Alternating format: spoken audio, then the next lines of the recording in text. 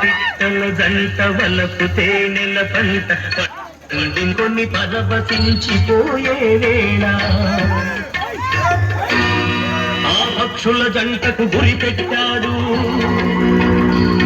ఒక పక్షిని నేల కూర్చాడు జంట బాసిన పక్షి కంట పొంగిన గంగ తన కంటిలో పొంగ మనసు కరగంగా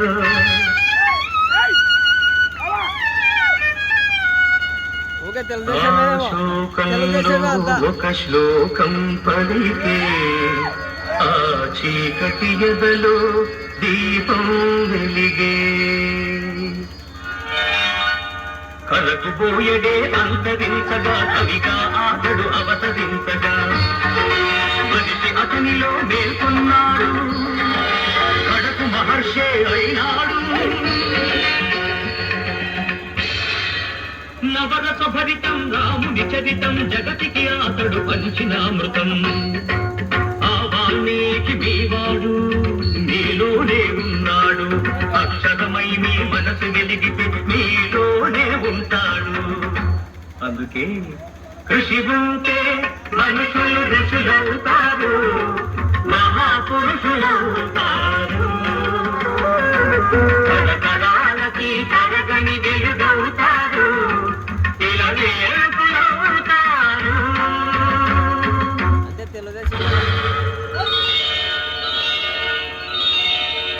ఏకలవ్యుడంటేనే ఎదురులేని బాణం తిరుగులేని దీక్షకి అతడే ప్రాణం కులం తక్కువని విద్య నేర్పని గురువు బొమ్మగా మిగిలాడు బొమ్మ గురువుగా చేసుకొని బాణ విద్యలో పెరిగాడు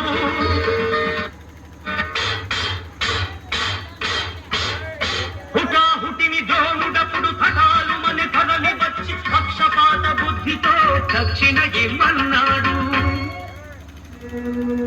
ఎదుట నిలిచిన గురుని పదమంతి ఏమివ్వగలవాడనే ఏకలవ్యుడు బొటన వేలివ్వమని కపటి ఆ ద్రోణుడు వల్లయని శిష్యుడు చెల్లె ద్రోణుని ముడుపు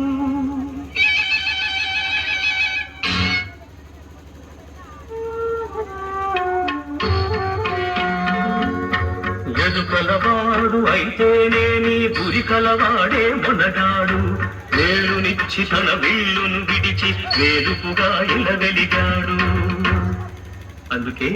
కృషి ఉంటే మనుషులు ఋషులవుతారు మహాపురుషులవుతారు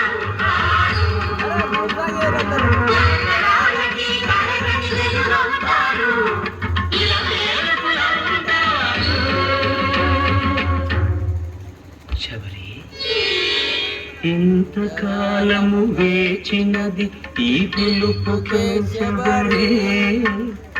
ఆశ పరువిడి అడుగు తడబడి రామపాదము కన్నది వంగిపోయిన నడుముతో నవ్వును చూడగలేక అప్పుడు కనుల నీరిడి రామపాదము కడిగినది శబరి